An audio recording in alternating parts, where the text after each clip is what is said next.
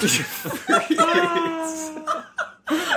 serious at all. I was waiting for like a newscaster. God, that's so crazy. No one's in here with us. We're like, Okay, pause it.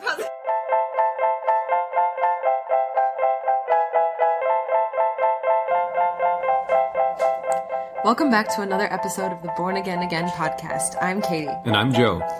We're an ex-Christian couple learning how to live on the other side of religion.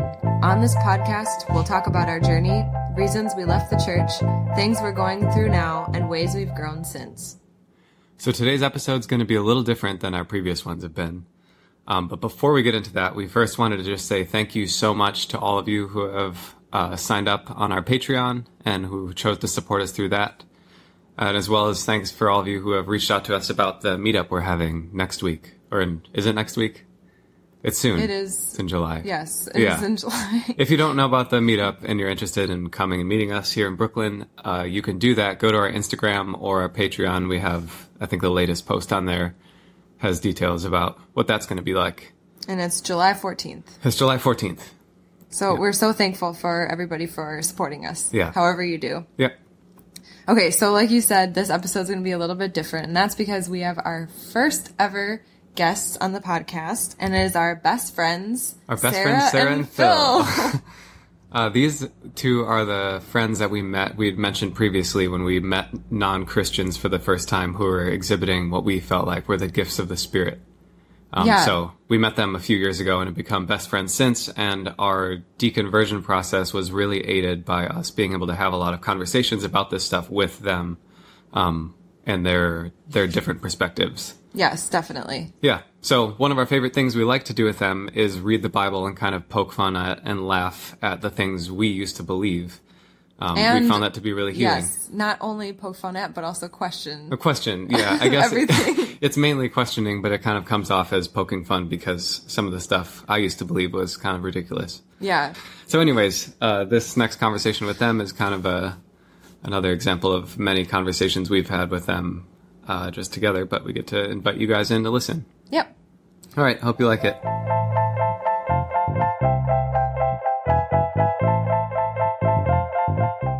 Hey. Hi. Hi. Thanks for being with us today. Thank you. Yeah, we're happy to be here. Yeah. So we've had so many really good talks about Christianity with these two. They are also our friends who we met in Portland, who first exhibited all of those fruits of the Spirit without actually being filled with the Spirit, and consequently got us out of Christianity. Yes, you guys are already famous from one of our I don't want to be episodes. responsible, but at the same time, I guess I'm proud of My that. parents are really mad at you. Yeah, I know, bet your our parents hate you. Glad we have service. I was really flattered when you talked about us in that way, though. Yeah, I was flattered too. Well, You you were made a big flattered? impact on Yes, us. because I love you.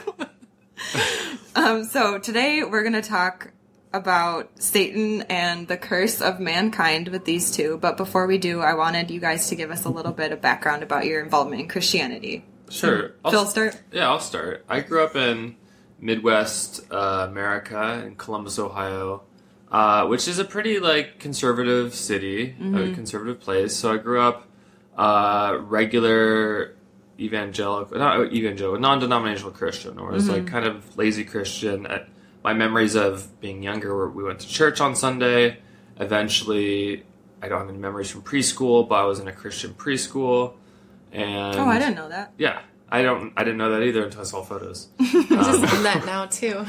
I have a photo of me learning to tie my shoes. I don't think it was entirely a Was religious. Jesus doing it? Yeah. I'm not sure. He might have helped. And then from there, I think, after my parents got divorced and my dad got remarried, things got a little more serious in the Christian realm of things.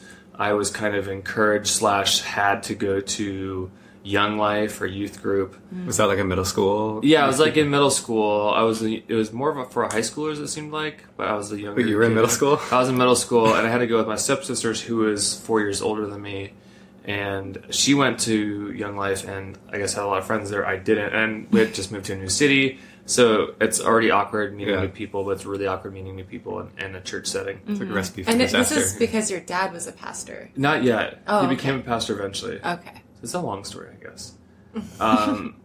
So then after going to, I hated going. I always was trying to get out of going, but I always had to go. Never really liked it, but it was always kind of there.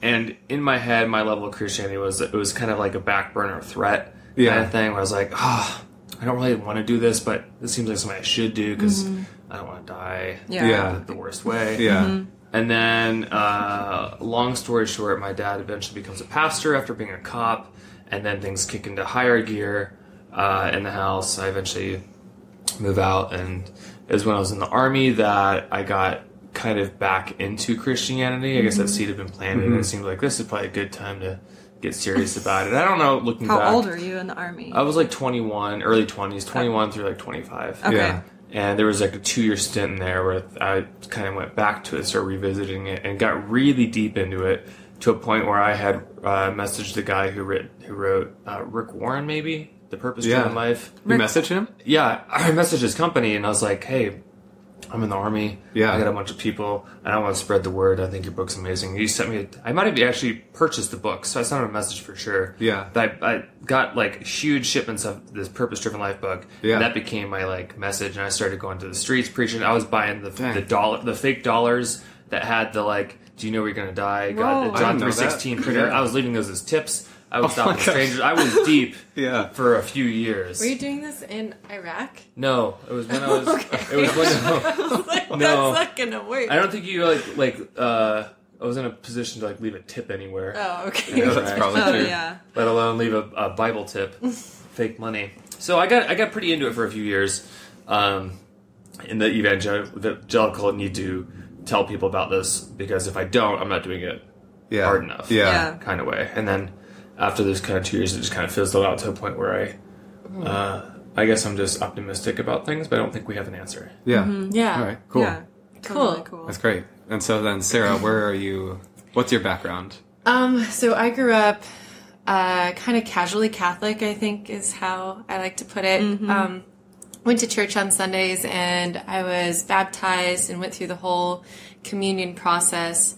But something that I felt like was really interesting that I learned from all of you who have been like within that evangelical sort of realm is like we never talked about it outside of church. Like it was never a thing that we talked about with our family. Yeah. Like God was not something that came up ever.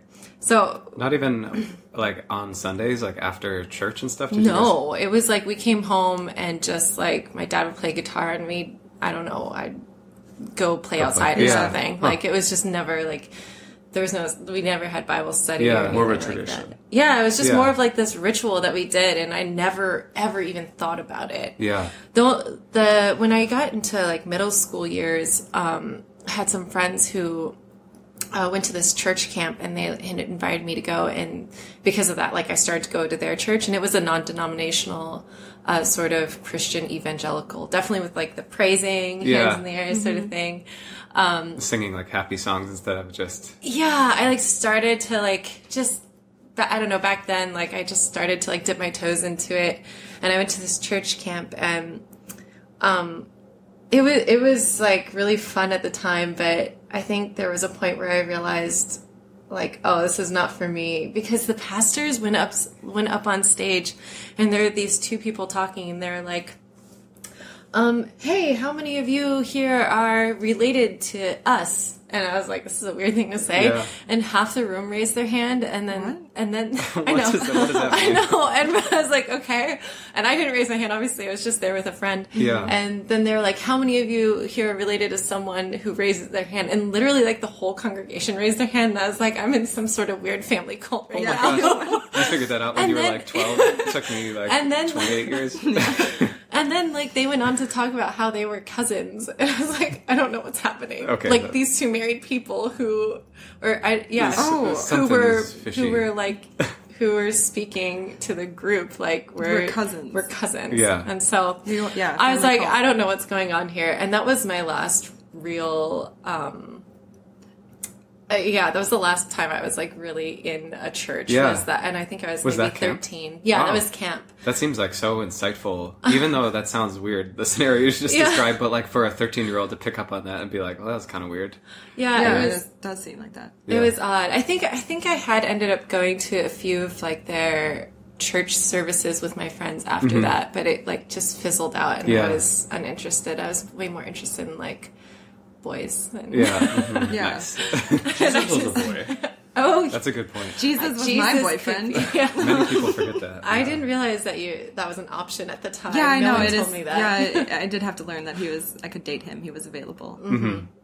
Okay. Yeah. Well, great. Well, great.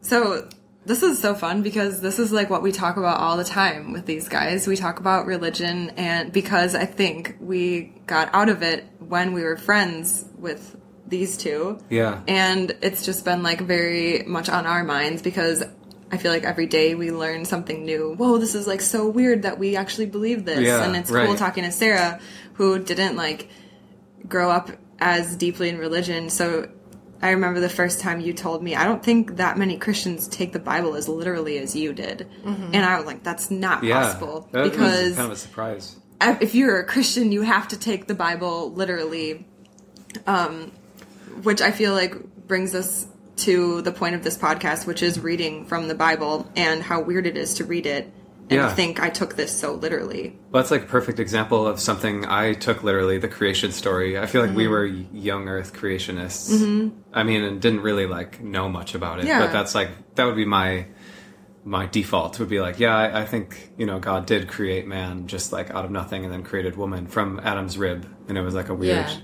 And you thought that the Earth was like 6,000 years old? Yeah. I thought maybe like 10,000 or like something. you hadn't really considered it? Yeah. In the 10,000s, yeah. Did you think that, Phil? I didn't really think about year, but like to me, the way I was raised was that creationism was a more of a real possibility than the fact that the science was like, well, just randomly everything just melted into existence. Like we didn't have buildings, and then all of a sudden, out of nothing, a building was made. And the whole argument was that, well, we know by that being in this apartment or being in this house that we know that without seeing someone build it, that someone built it. Yeah. Right. And this was my argument. I think I even told people, strangers. Yeah. So we know, being in this wherever we were, that this was built, but we didn't have to see them built. We can just tell by the structure. And at the time, it was a very sound argument. And this is kind of what my parents were telling me. So then the other opposite was like, well,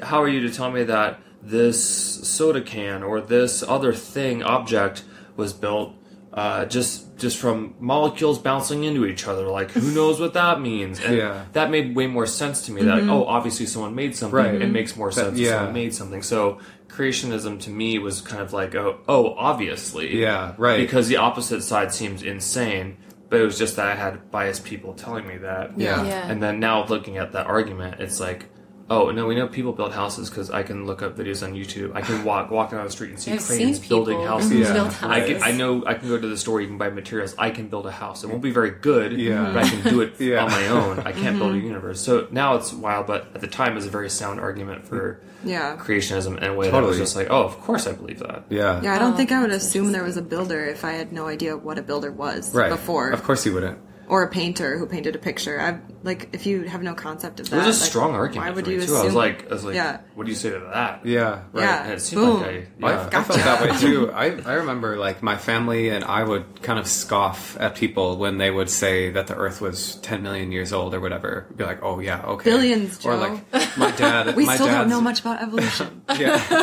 My dad's like running joke was like evolutionists think that we just all came from some slime in the water. Yeah, I'm sure that happened. We just came from slime. Well, that's what Ken Ham's He just says it creation in that museum voice. says. Right. But then so like basically I really thought that it took more faith to believe in like science's explanation for the origins of all this than it did to believe in Christianity, which maybe well, it's more complicated when It's you much actually more- look yeah. at if any scientist who knows anything explains anything to you. It's going to be a lot more complicated than an adult talking to a kid saying, the man in the sky, an invisible man, made this by saying it. Yeah. And it's like, well, that's easier for me to understand than Yeah. like science because I don't know chemistry or like anything. Yeah. So Totally. So that's a good segue Yeah, into let's get our so selected let's reading get for today. back to the Bible.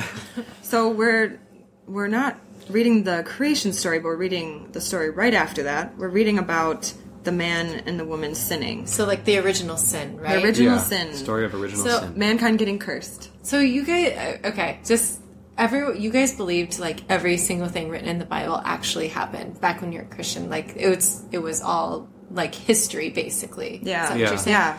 Okay. That's weird. Mm-hmm. I think I think I just like growing up, I always thought like the whole thing was just like, I don't even think I knew the term allegory, but I thought it was like all just metaphors and allegory, and I never put it into like such a, I don't know, something that actually happened. Yeah. Yeah, Well, literally. You're probably right. Well, I think a lot of people believe that way too. Yeah. A lot of Christians think it is allegorical. And I think it's likely just- a lot more helpful to people as like an inspiring piece of like an inspiring written work to read if you take it that way as opposed to literally as well. But yeah, Okay, let's do the original sin. the original Okay. sin. This So- is juicy. Yes. This is the first one. We're reading in Genesis 3, and we're It's cool reading... we have a record of the first one. Yes, the first. first It's what? wild. The like, first sin. Because it would be crazy. Like, this is technically the fourth sin. We don't really know what happened to What do you think Yeah. was the second one? I don't know. It. The first sin is pretty bad. Instead of fruit. Yeah, You're cursed only vegetable. able to eat fruits before that. and someone wrote it down, which is great. That's all Okay. All right, so we're going to read from Genesis... Genesis 3. It's a ESV. That rhymes. All right, we're starting at verse 1. Now the serpent was more crafty than any other beast of the field that the Lord God had made. He said to the woman... The snake Okay, said to the wait a woman- second. The Wait. talking snake. Wait a second. Yeah, we need to stop here. We always a talk couple about things. why did God put a really crafty snake? He loves garden. tricking people. That's how I see it. When you have kids, at whatever age they are, they're obviously impressionable because Yeah. they were swindled by a snake, or we're about to read that, a talking snake. If you're a parent, I'm not Don't a give it parent. away. I'm not a parent, so I'm not in a position to spoilers. speak about this. But I would assume if your kids are at any impressionable age where you just kind of bringing them into the world, you wouldn't put them in a playground with a bunch of tricky, like other creepy adults who would try to trick them into doing what they wanted. Yeah. True. Like you would like if there's a bunch of scary unmarked vans, you're not going to drop your kids off there and say you can go to anywhere else, just don't go near those vans. And then the tricky person out of the van's like, hey, come over here. I'll show you Yeah, something. yeah. That's You wouldn't do creepy. that. So like, Right. So, like, in this it's like- scenario, God created these two, like, fresh humans with, like, no experience, and then also put a really tricky snake that can talk to them. yeah, And it literally says that he made it. Like, That God made it. Yeah. the serpent was more crafty than any other beast of the field that the Lord God so he had put made. the worst one in there, I mean, there's there are probably other ones. but the trickiest. It's the trickiest animal. I guess if you had to rank them, like either Trickiest, way, yeah. like What one of about them the would be second the and third trickiest. trickiest are? But I think it's just so funny. It was like he was just setting everyone up for failure here. Yeah. Like he didn't even. I don't like. There was no reason that he needed to put a tree that you shouldn't eat from. Yeah. Well, that's Oh, wait. jumping ahead. Okay, sorry. Okay. But everybody knows the story, right? Okay. I mean, Okay, when's the last time we actually read it literally? It's crazy. So the next we part... got one verse in. it's very... yes. So the next part said, the snake said to the woman, did God actually say, you shall not eat of any tree in the garden? And the woman said to the serpent, we may eat of the fruit of the trees in the garden, but God said, you shall not eat of the fruit of the tree that is in the midst of the garden, neither shall you touch it lest you die. That's so confusing. Well, In yeah, the that's midst like of the garden, it's not even like really clear. that's a confusing sentence. Well, assume, I guess they know about the tree that's in the middle Yeah, of the they're garden, like, they know. that they're like, that one's off But limits. why? He like purposefully put like a temptation. It's strange that he put it there. Yeah, it says in the Bible that God doesn't tempt people, But also says he That's does tempt people. that was But the it's- first thing he did. What kind of a thing? It's like what you were saying. It's like a parent. I mean, we always say this. It's like As a a parent test. has a toddler. They are like, they put something in the house, or they have like an oven or a fireplace, and they leave the room and they say, don't touch that. Like, of course they're going to Don't touch touch it. that fireplace or you'll die, which is maybe true for a toddler. That's true. Yeah. Except that God also made I mean, that's like the parent putting someone else in there who's going to try to convince that toddler Yeah. to go Hey, into the fire. You should Yeah. come over here and check this out. Yeah, like, what is a kid gonna do? And I mean, if you want to be, like, technical, Adam and Eve are basically children. They just were formed. Yeah, they have no concepts. Okay, so far, they're in the garden. A snake says, did God tell you not to eat that? Yeah, and then and the woman says, yeah, we can't touch that tree because we'll die if we touch it. Okay.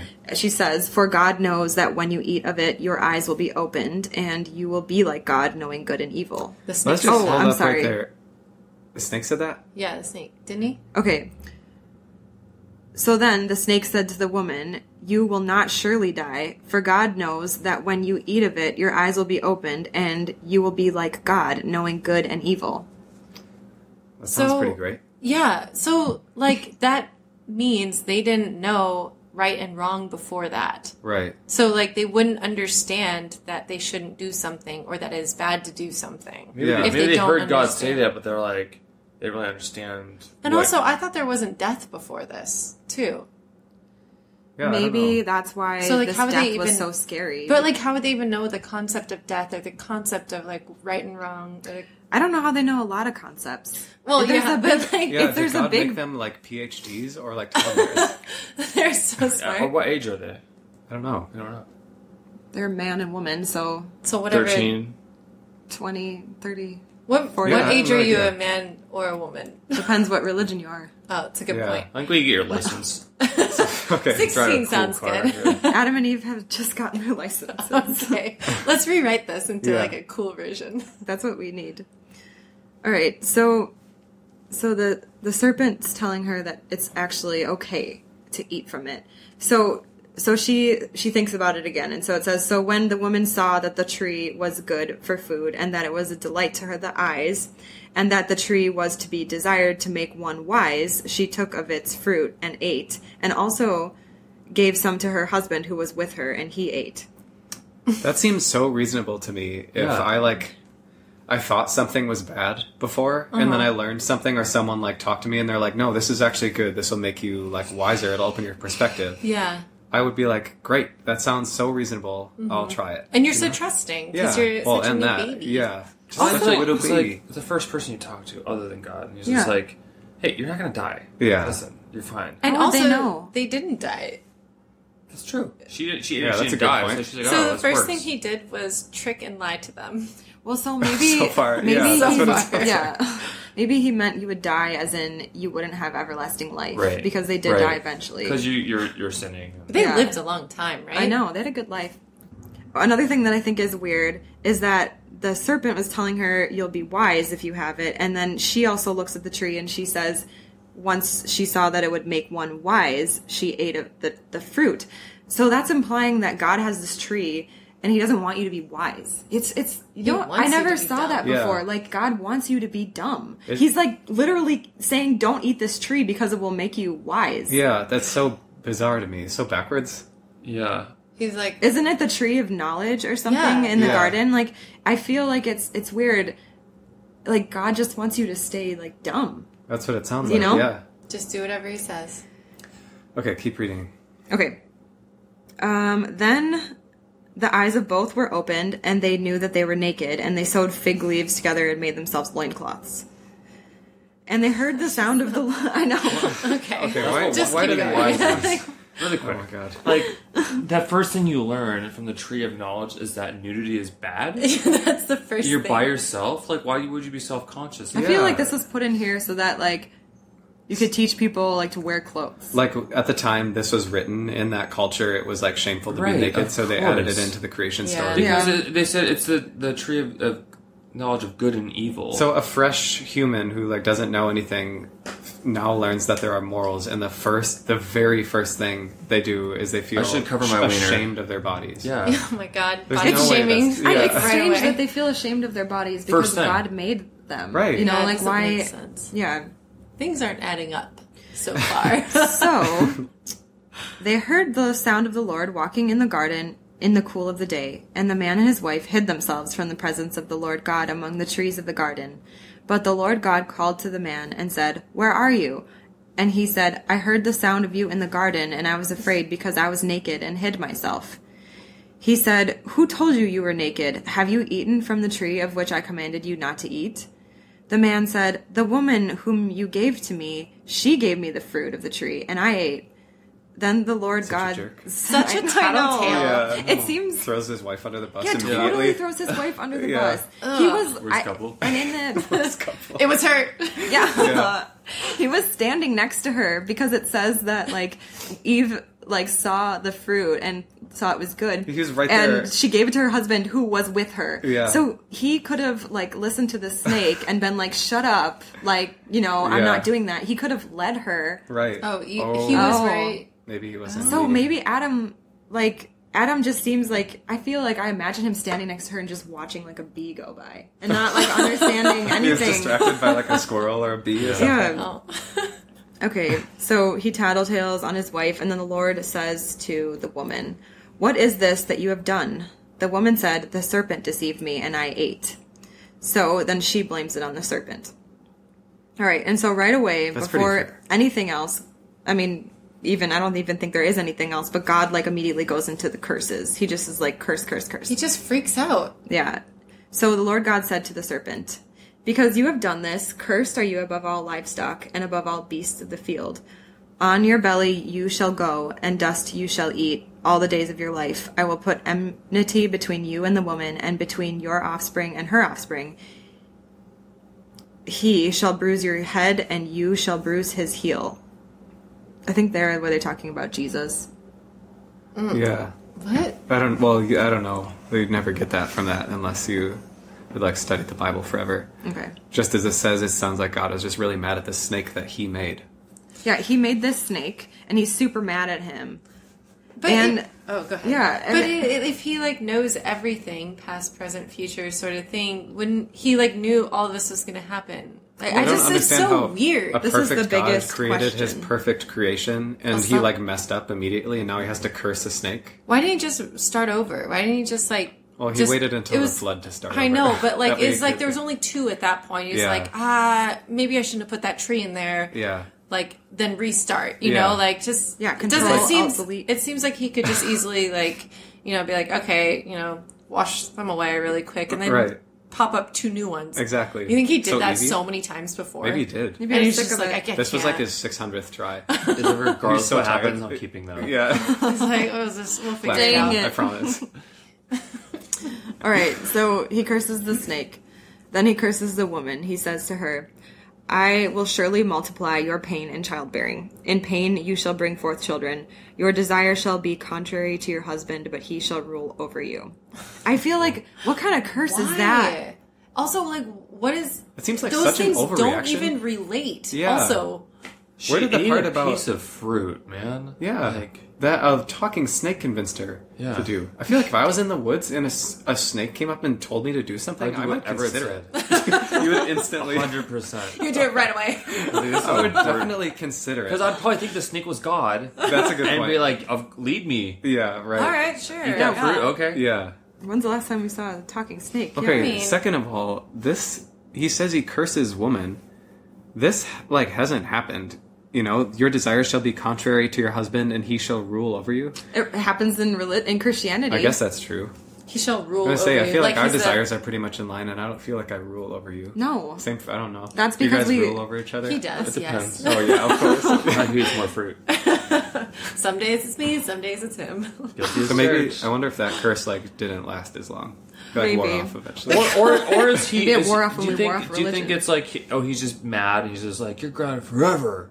Like a dad. Yeah. You would Can I think get that a- a dad would be like, "Oh man, I shouldn't have left that there." Yeah. Like, I'm sorry that you were tempted by this creature that I made and put in the Let garden me help with you. But you if don't he's have. got anger You didn't have any problems, like, he's concept gonna of why not to Yeah. do that burst out, before. right. I'm really sorry Yeah, instead he freaks out and he puts an internal curse on his on daughter. all of us. Yeah. So next Because he week- steps away and then comes back and like, hey, what'd you do?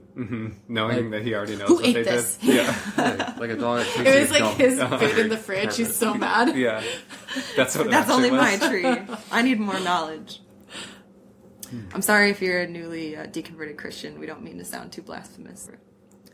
And to Adam he said, because you have listened to the voice of your wife and have eaten of the tree of which I have commanded you, you shall not eat of it. Cursed is the ground because of you. In pain you shall eat of it all the days of your life. Thorns and thistles it shall bring forth for you, and you shall eat the plants of the field. By the sweat of your face you shall eat bread, till you return to the ground, for out of it you were taken, from dust you are, and dust you shall return. Okay. All right. Well, that was pretty extreme. Wow. Just like God. his food's not going to be very good. His But food it is doesn't gonna be, even like, really harder to sound get. like That anything. curse seems like that wore off too, because we just got a delicious baguette at the street at the store. It didn't. And you did say you would cause me any eat bread, sweat. though. And we're inventing robots, and they take away a lot of our need to work. That's true. Yeah, So- robots are great. But, Let's yes, talk more about that. I love robots.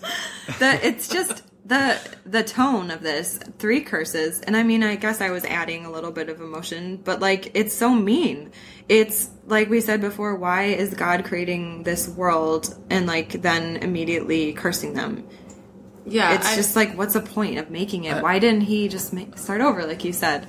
If you're perfect, like the way that, Like he's supposed to be. he's supposed to be perfect. Or how about let's give him the benefit of the doubt and say he's an awesome dad. He's a really good guy. He's like the world's best dad. He's really For good. real. Yeah. He's got his faults, but he's most of the time he's amazing. Like, let's give him that. Or even like, no, he's a good guy.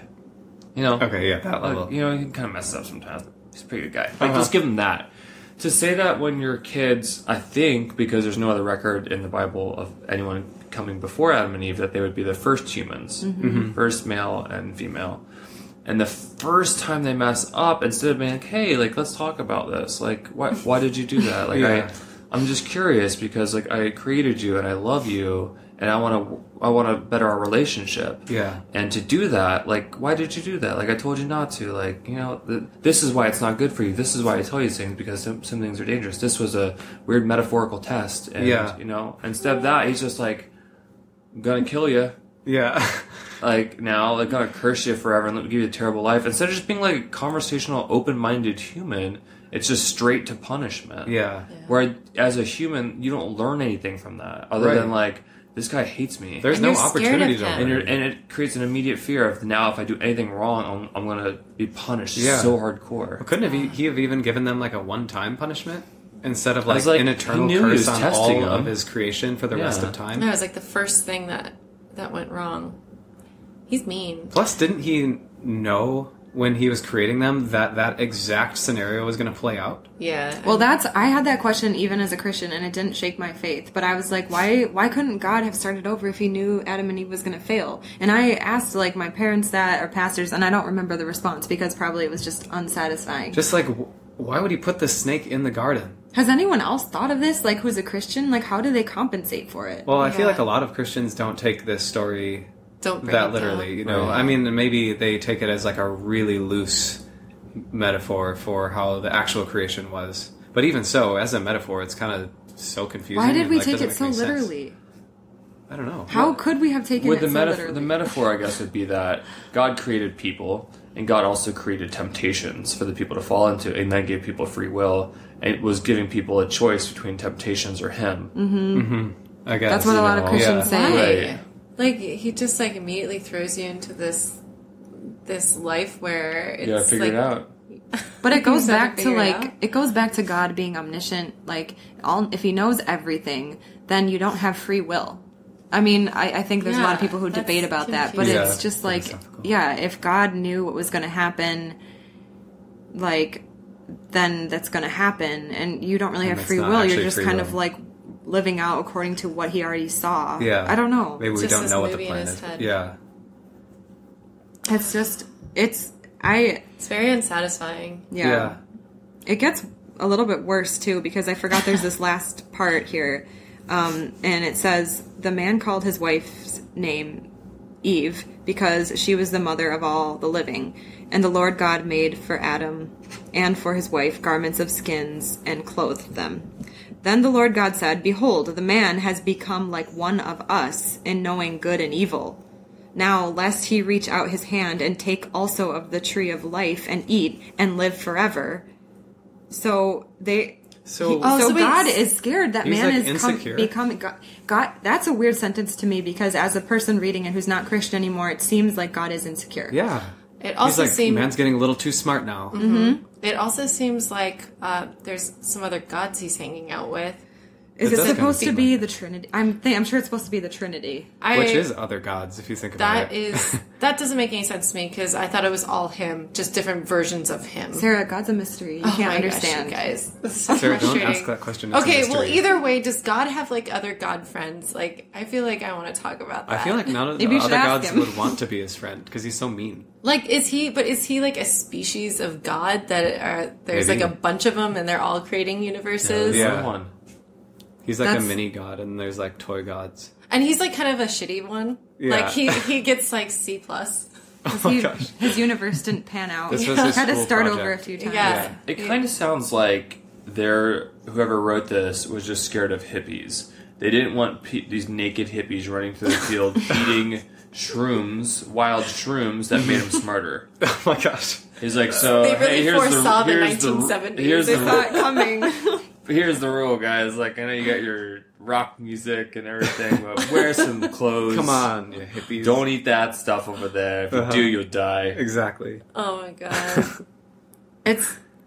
I remember reading this with you. I think we read it again as non-believers for the first time with you guys. Mm-hmm. We were in your house or your place or something, and we decided we wanted to read the Bible again. I think Sarah, Yeah. you wanted to read the Bible. I again. really wanted to read. Okay, I really wanted to read it because I'd never actually read it. Oh yeah, that's so Like, interesting. All I had ever heard was, I mean, I didn't know any of the stories from it, so I was just Yeah. really curious because you guys had been so into it like before, and we had so many discussions about it. I just wanted to have any sort of context, and then I started.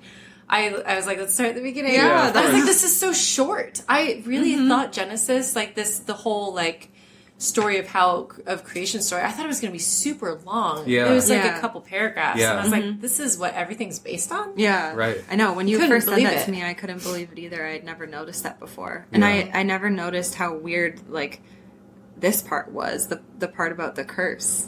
Well, we experienced that with you guys this summer. Like, reading the Bible was the thing that deconverted us the fastest. Mm-hmm. Now, the Bible is so crazy. Yeah. I feel like I hear people say, or I read people say that on Reddit a lot. Yeah. Like the way that they deconverted was reading Just the reading. Bible too Yeah, much. Yeah. it's counterintuitive. I was surprised reading this that I kind of thought that like the creation story happened, but God was sort of off the hook for all of this negative stuff because like Eve chose her destiny, you know, because like God like said these are the rules, now it's up to you, and then she chose. But I was thinking that she like chose to walk away from God and kind of chose to have a cursed life. But I was so surprised, you know, like whatever, she chose to sin. It gives you such an excuse to hate on women, though. Yeah. I know, no, I'm totally. But then reading this, it's so clear God is the one who decides to like curse the earth and to make the earth fallen. You know, Right. you know how Christians always are like, Yeah. well, this earth is fallen, the world's fallen, but soon we're going to be reconciled with God again. And I feel like they kind of let God off the hook for that, and they're like, well, it's because man is sinful. That's why the earth is fallen. But God could have just But like forgiven them. the earth is screwed up Right. because God literally says He is like cursing the earth here. Right. He You know? he could have forgiven them so easily and been like, oh, I understand. Yeah, right. Like, let's move on from this. So it seems like God is the one who caused the earth to be this way, and Plus, he's the one who made all the rules about it. It And he wasn't put like everything they there. kept Yeah. eating from the tree for hundreds of years and they never They would listened to never God. stop. And one apple was one too many apples. It was the first time. yeah, Another thing that was really weird, which we talk about a lot from the story, is that it's the serpent who, you know, tempts Eve. And when we first read it through, like with fresh eyes, we were like, why do people think that this is Satan or this is the devil? Because nowhere does it say that it's the devil or Satan at all. Like, and they use those words in the Bible. They use Satan, Right. and they use the devil. Yeah. But like here, there's no mention of it. So like According to this he's story, existing in yeah. the Bible and other places, but he's not here. So why do we think that he's here? Well, and if the serpent is the devil, it says the first verse is, now the serpent was more crafty than any other beast of the field that the Lord God had made. So it doesn't sound like then did God make the devil? And I guess he did make the devil, he would have right? had to if he made everything, and he controlled everything, and he planned everything. So, assuming the snake is the devil, then God created Adam and Eve as blank slates, put them in the garden. Then he created the devil, put the devil in the garden with them, knowing that he was going to go and try to trick them. And then when they fell for the devil's trick, which they're completely like unequipped for, he curses them for the rest of time and kicks them out of his garden. And then ruins everyone to be born. Yeah, and then curses forever, never. Because of you're original born sin. into it, yeah. The original sin. So what do you do? So when you're born, you're being punished for something the first people did. And the thing the first people did is eat an apple. We were talking about that. It's like, what if like, okay, everybody in the whole world never forgave us as Americans for having slaves. Right. Like, and forever now, if you were born an American, you like have to pay some kind of, I don't know, like penance. Like forever, your whole life, you have to pay a tax or Because something. I mean, because they're not going Americans to kill you in before the us. society. But Or like, Or spend like a year in jail. or no one ever forgave the Germans, or for before the that, Holocaust, no one ever forgave, I don't know, other wars. Crusade, I mean, Roman, there's whatever. so many wars. Yeah. yeah, and what if Japan never forgave us for dropping the bombs? Yeah. You know, like, it's weird. It's like we're cursing generations and generations and generations, or God is, like, for this Or not thing. even a harmful crime. No. For trying to get more wisdom. Yeah. That's honestly the sin. She The said sin is trying to get more wisdom. I mean, it's disobeying God. Yeah, I guess that's the sin, is going against God's rules. But like it's an because open- God is insecure and he doesn't want them to have knowledge. It says in the last verse, in verse 22. Yeah. Yeah.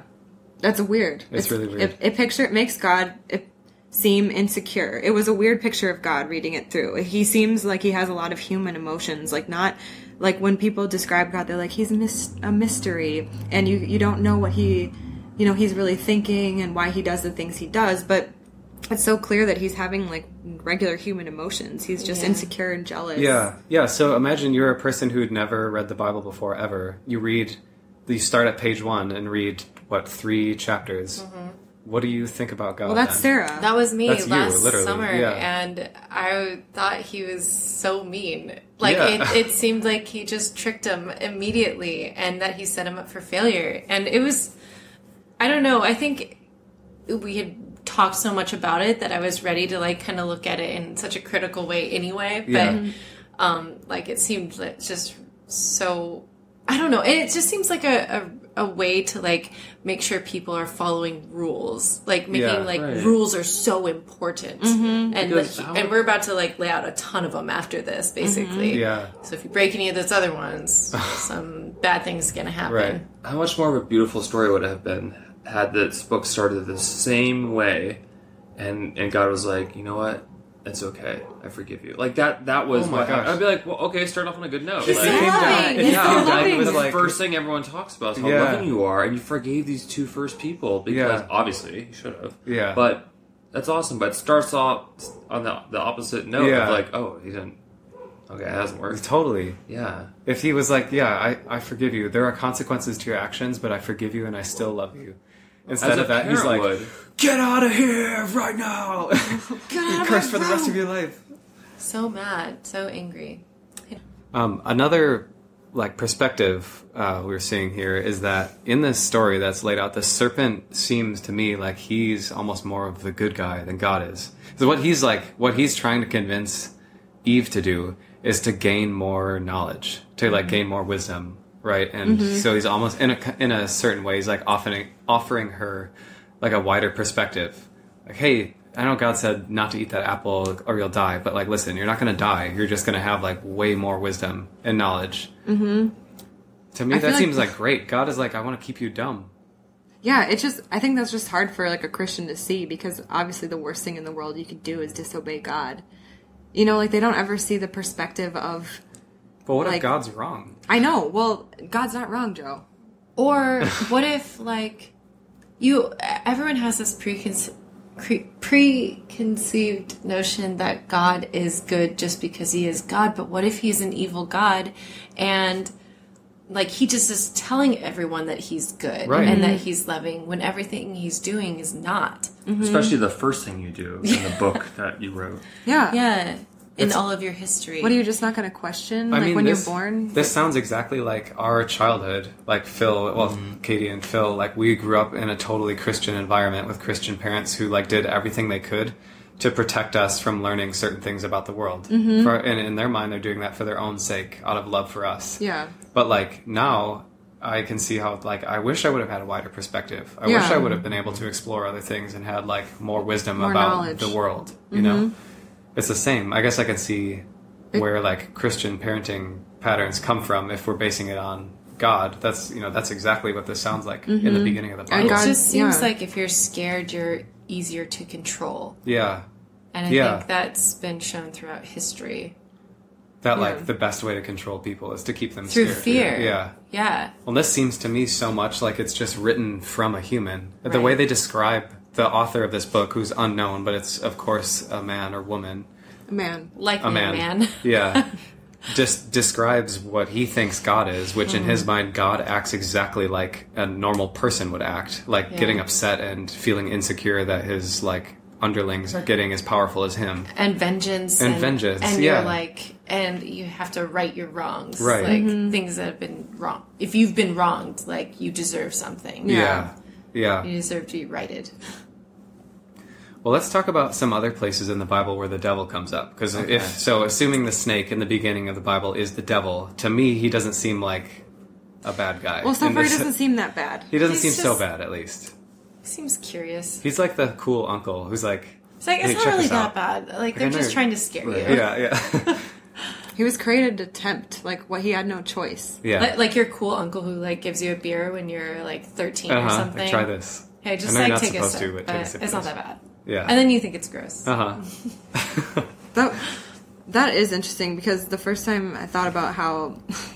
It sounds so weird to say now, like, how maybe Satan isn't actually that bad of a guy. Like, was because of Sarah. Because one night we were all talking about religion again, and she was like, why does the devil have to be so strong? Because Christians are so scared of the devil all the time. I was so scared of the devil. Like, why would we be so scared of the devil if God is so powerful? Yeah. That's what you were saying. Like, God should be more powerful. He should be able to protect us from this devil. But, like, everywhere you go, Christians are like, watch out, the devil's gonna get you. Watch out, the devil's gonna get you. Watch out. Did people say that to you, Phil? Like, was that a thing when you were growing up where people, like, really look out cautious? For the devil, he's, like, hiding around the corner? It was more like, it's like, kind of like in layman's terms, like, you'll be tempted throughout life, and that's the devil. Like, the feeling, now it's like them saying, like, just any bad thing. The manifestation of a temptation you have that you've been grown up to feel guilty about, whether that be, like, looking at porn, or, like, drinking a beer too young, or cursing, or listening to music with curse words in it. Like the regular Christian do not do list. Like that, anytime you feel any urge to do anything that we haven't told you about, that's the devil, and that's a bad person. Okay, yeah. So it kind of seems like in olden times that this was trying to prevent rebellion from the leadership, because they're like, hey, like, we can kind of get away with it. They're not going to kill you if you, like, do this thing. But they're just trying to instill fear. It's like, if you don't listen to the leaders, then we'll kill you. Yeah, right. That's a good way to control a child, too. Right. You know, like, they're always scared of the devil. Like, so you better do your chores, or... Well, you guys, like, actually were afraid, like, of a physical devil. Like, he existed, and he, like, was trying, for some reason, like, his whole goal was to make you do bad things for... I don't really understand that. It was like his whole goal was to trip you up. Like, because even what you're saying, like, how... Phil, how the devil to you when you were younger was like all those bad thoughts or like temptations you had. Don't you feel like most of your time spent thinking about like spiritual or Christian things was thinking about how to stop like having those temptations? Right. It's like so much of your mind is like taken up with trying to push the devil back, because he's like always trying to get you to do sins. Why is he so? Why doesn't God help us? Pervasive. He's everywhere. The devil is so much more a part of everyday life than God is. Yeah, right. You're so like in like terms of like physical like evidence of God or the devil. Yeah.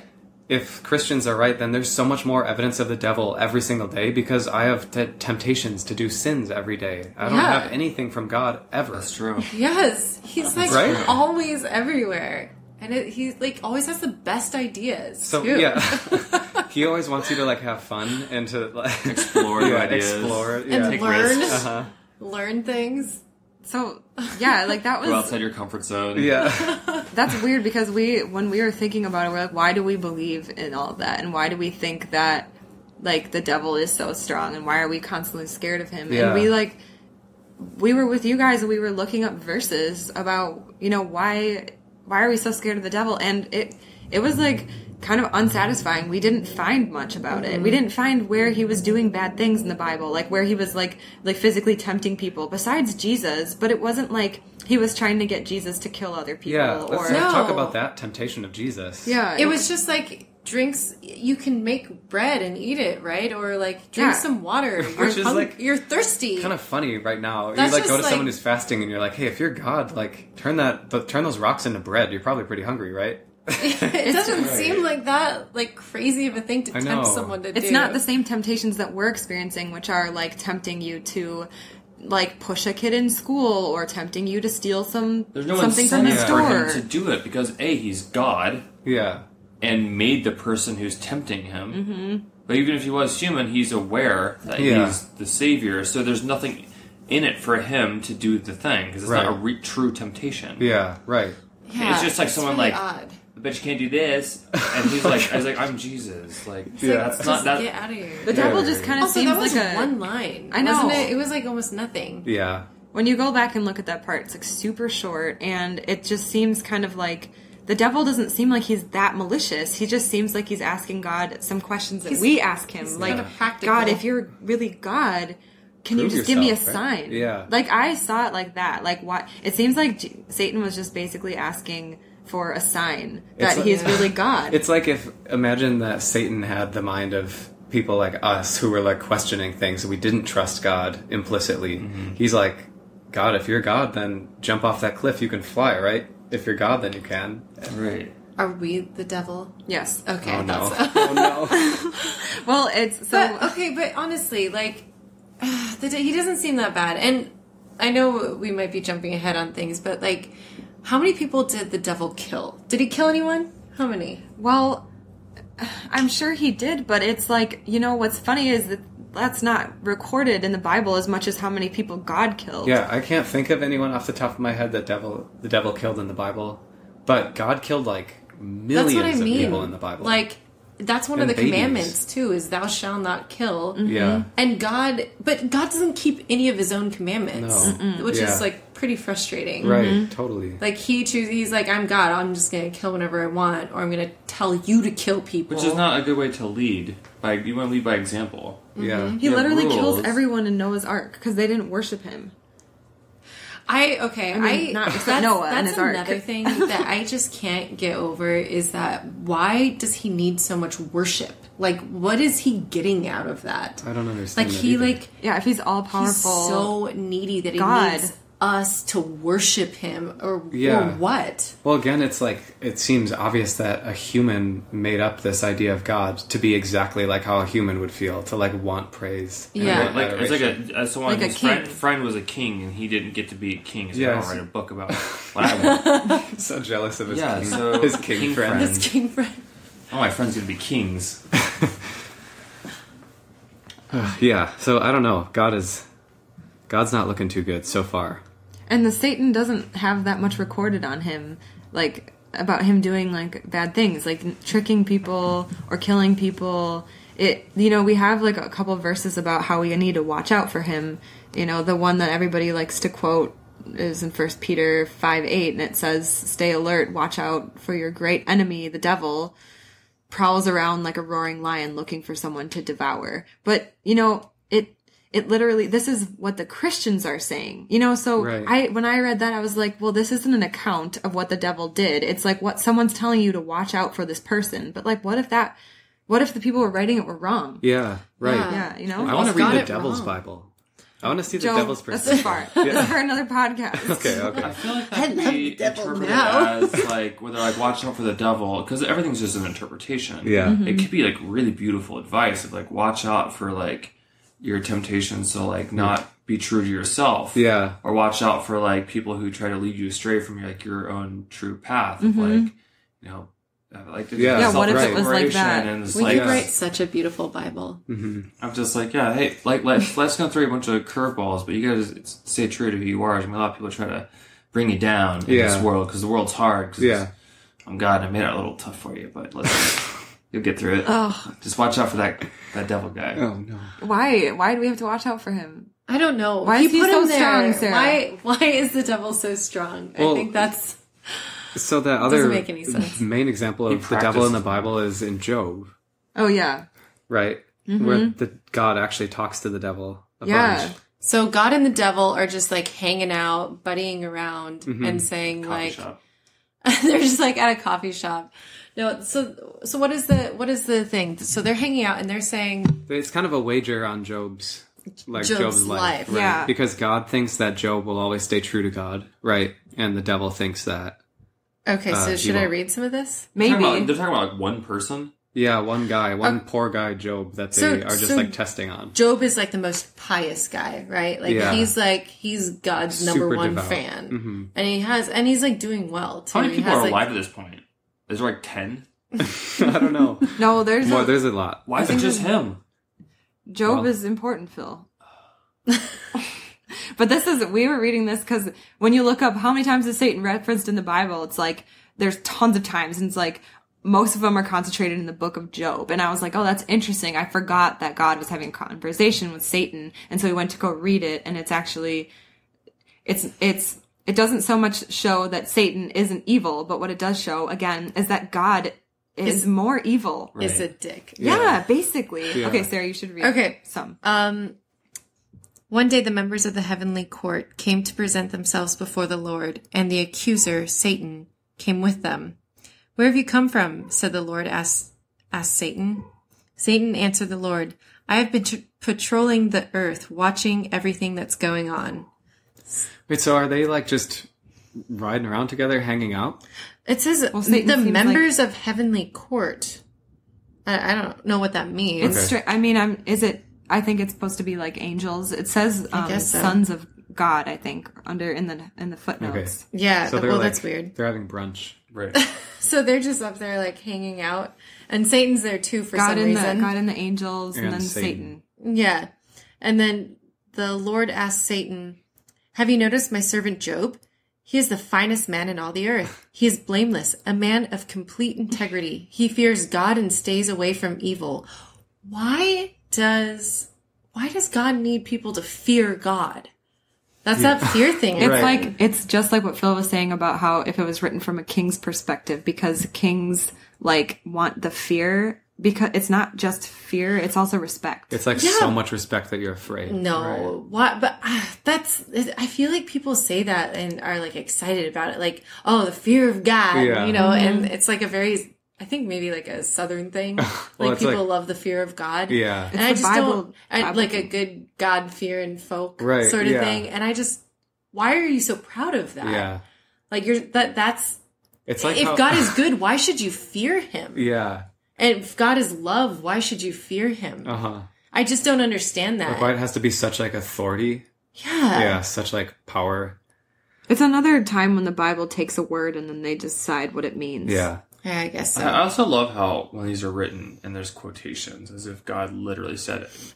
There's the creator of everything, Yeah. the most unbelievable power that we can only, in our little human brains, personify as a person Yeah. speaking to another entity that's also not a human, an entity of something, and they're chatting in complete sentences together as if that's how they communicate. Yeah, right. who heard this and wrote it down? I know, Like, because that's- the only people who are in this or would know about this would be Satan If two beings, one God being and the angels. the creator of And the angels, everything, yes, and yeah. one being a creation of that, but also crazy powerful, Yeah. that it would be a bit more confusing how they talked if they needed to talk to each Right. other. Maybe they like beam their thoughts into each other. Or just like we wouldn't even have words to describe it. Right. Okay, yeah. This is now, I think this is where we got to when I was like, why is the devil so strong? Like, why did God, like, he has the power to make him less strong. Yeah. Yes. If he's God. Doesn't he have the power, like, right now to say, like, oh, devil, I messed up. You're not devil anymore. Yeah, Everyone or just like, he's like, oh, this is really annoying. Let's get this devil out of here. Yeah. And then everything's so much better. Yeah. I mean, Doesn't make any sense. Even we watched a debate last night where they said that evil was the absence of God, right? Like, I mean, that's what Christians say, but like, isn't evil also the devil? And the devil is made from God. Yeah. God made it. Like, so God did make evil. Right. Like, it's not just the absence of him. Why did he make the devil? Why did he even, like, have the choice of evil? Like, he could have, Yeah. if he wanted everything to be perfect, which he clearly didn't, but if he did, he would just make it so that there wasn't that choice. Mm-hmm. Yeah. Like, right. so that you couldn't do anything evil. Yeah. I don't know. Real quick, too. Yes. I looked up the fear thing. I looked up the definition of it, and there's a definition. The archaic definition is a mixed feeling of dread and reverence. Yeah, That well, is the worst. that sounds about right. Oh my gosh. I love God. Okay. Yeah. He fears God and stays away from evil.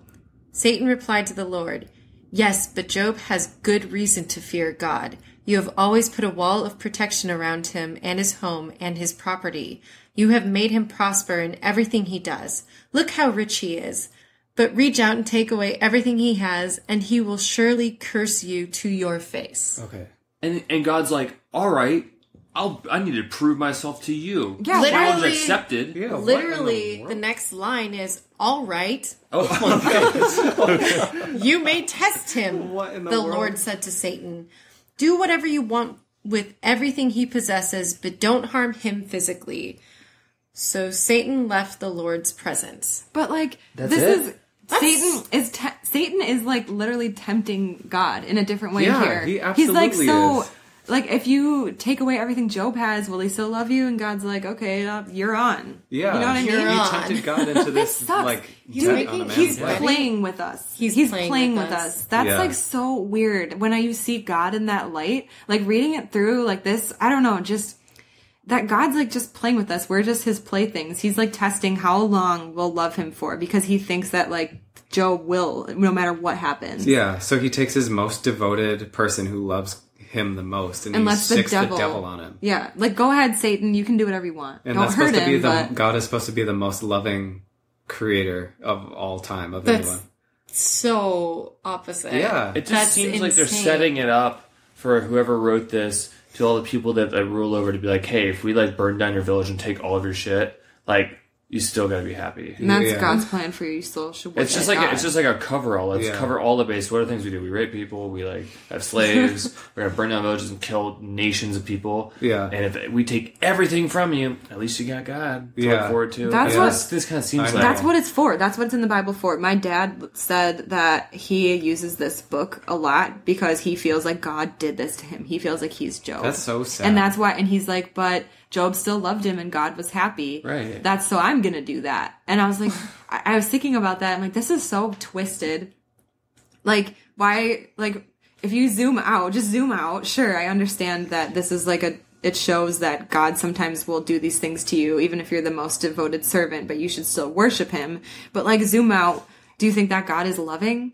Like, Right. no. Think about that. it's just so crazy. In every one of these scenarios, I feel like the question that we should always ask when we read the Bible is God loving in this scenario, in this context? Or do you just think that he's loving because you've always just told yourself that God is love no Yeah. matter what he does? But this is not, how could you ever think that this is love for God to like take one of his kids and give him to the devil to play with? Where are there examples of him being loving? Like, Jesus? but not like. Well, God they said before that Jesus. God made Job really rich. okay. So, I but he guess. also makes a lot of people really poor. So It's true. that kind of evens out. He loves you if you worship him, so that's something. Well, Job Does loves he? him. Unless Job. Unless you're Job. Unless you're Joe, you worship him a little bit too much, and then he's going to test you. Because the devil's like, that's the only reason he loves you, because you give him blessings. Yeah. Okay, so I feel like from all of this, we've really learned, well, it really seems like, is that all of the accounts that we have with Satan, we don't really see, like, the evidence or him actually hurting people as much as we have like the stories where God is doing evil things. Like, and it's like we should hold God more accountable because he's the one who's supposed to be loving. He's the creator. So anytime he does something evil, it's like way worse because Satan is supposed to be evil. Yeah. But God's doing the more evil things. Right. True. Yeah. That was It's really weird. hard for us to read as a Christian. To see that, to notice that. I know. I feel like the first time we started to realize that God wasn't good was like the craziest wake-up call. Mm-hmm. Weird. Did she, like, for you guys, like Sarah, did you assume God was good? Like, was that kind of your understanding what people thought about God? Yeah, I mean, Because that's I what like it just says, didn't right? really think about it like super deeply back then. guess But you're yeah, like I in guess it middle was school. like, oh yeah, God is good. Yeah. Like worship. Yeah. Yeah. But I didn't really know what that meant. I didn't really consider it, and I had never really like thought about like, oh, God created the entire universe and like what that means. Yeah, like that the eagle's included in that. Yeah. Did you, Phil, have like a waking up moment when you realized God wasn't good, or is that It was no. Well, I did, but recently, and it was after I had already like kind of left like kind of when we did Christianity. this Yeah, summer? yeah. It was more like I left it because I just didn't want to. I was happier without it. Yeah. And also, like, in the first kind of, like, years of slowly stepping away from it, it was scary because I was like, all right, I'm going to take a risk. Like, hopefully I don't. Maybe when I'm older, I can ask for forgiveness again. I was Like sneak it in there again. Yeah, like, when I'm just like, hopefully I live a long life and I'll do all my sins I want to do. And then I'll get back into Christianity, like, at the end. And that was always kind of my thought. And then, like, each year it'd be like, you're sinning. And I was like, whatever. It's just like, seems to be fine. Yeah. But it was just it was always kind of like risky. Yeah, like, you're kind I of, feel like you're taking a risk. And then I think eventually just enough of that over enough time, it just faded away. Mm-hmm. And my life got dramatically better on every front, and then just kind of faded away. But I think when I was in it, I never... An interesting thing I just wanted to interrupt you is that I feel like a lot of Christians would hear you say that, and they'd say, well, your life got better. I think that's the devil, like, making your life better That's to trick you true. to walk away from God. But in that scenario... The devil's like helping you so much. Right. He's helping you more than God ever did. And I can honestly say that I am like a 180 more compassionate, empathetic, loving person now, and I don't need religion for it. Right. And I want to be like accepting of like whatever your background is or whatever you're going through, regardless if you're deep in religion or out of religion or need religion, like that you're still like someone cares for you. You will listen to you as opposed to a black and white, there's right and wrong. Right. And I think that's crazy. I think, but when I was in it, though, I never thought deeply about it. It was more of like a quick fear-based, like, hey, where are you going to go when you die? I was like, well, I don't know. And then it was like, well, there's two options. One's hell, one's heaven. I was like, well, I want the better one. Of course. So then I found all of the reasons. I was like, okay, the whole lukewarm thing, you can't be lukewarm. So it's like I had to bring myself to a mental place where I was obsessed and believed it to a core where I was talking to strangers, which I was able to do. Yeah. But I think because it wasn't rooted in like truth, it was something I kind of manifested myself. It only had a couple years before it faded away because it wasn't rooted well enough in me. Yeah. I think it definitely, like, I hadn't thought about it a lot until like past summer when we really started to actually read the Bible, when it like just jumped out and was like, God is not this loving being. Yeah. And it was very just clear. because he exists. Right. Just him, even if he did create everything, doesn't make him good. Right. Yeah. And none of the stories led me to think like, oh, he's loves you. Right. Like Yeah. nothing. It's None of just that. against logic. that It's he weird. would be loving. It's so weird to think about that though, because when I was at my deepest point in Christianity, I felt so deeply to my core that God loved me so much, that he was love. I would like be praying to him, like crying because I was overwhelmed by how much he loved me. Mm-hmm. And I think what that meant to me was that I felt like I was such a worthless sinner, a piece of garbage without him. And it was so loving for him to accept me by Jesus' blood and bring me into heaven. That's why I thought he was loving. But I feel like now I can zoom out and say like, well, if you were a worthless sinner, God made you that way. Yeah. It's like you have to step back. It's weird. When you're in it, it seems like it all makes sense, and it see seems like past like a boundary or something. yeah. Because you didn't eat from any tree. Oh, shoot. Make it so much easier. I think maybe we fed you something. Uh-oh. That's so good, though. Like, I can't believe... I think what we want all of our listeners to really do is zoom out a lot. Yeah, because zoom out. Always zoom out. If you're a Christian, I mean, you gotta have thought about it before. You're, like, sort of staying in a pocket. You know, like, I'm sure you have a ton of Christian friends. You're going to church every Sunday. Just, like, be good to yourself and zoom out so that you can really start to, like, look at these questions. You know, is God loving? What is Satan doing to tempt you? What is God doing to protect you? What is God doing to protect you? Who are you as a person? Who made you that way? Mm-hmm. And I don't know. Really use your brain, I guess.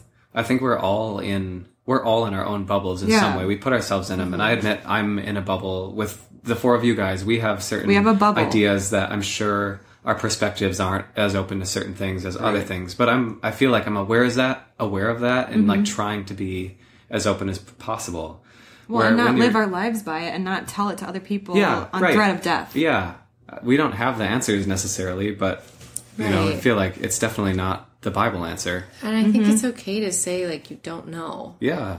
It totally and I know is. that sounds really scary, but it doesn't have to be. No, it is scary if you grew up knowing the answers, but, like, once you realize, like, how free it is on the other side, it's not scary anymore. Yeah. It's like, it's true freedom. It's not the fake freedom that Christianity tells you about. It's like actual, real, beautiful freedom. Mm-hmm. Right. Yeah, that was a really good talk. We're so glad that you guys could come and record with us. We're so happy to be here. Yeah. Well, we're going to be here for a long time. We're actually not leaving. We're going to have lots of podcasts together. All right. Well, that's the end of that episode. If you haven't already, check out our website, bornagainagain.co. All of these podcasts will be on there, as well as some blog posts that we've written and a huge list of resources for the recently deconverted Christian. Mm-hmm. But until next time, have fun. See you later. Bye. Bye. Bye.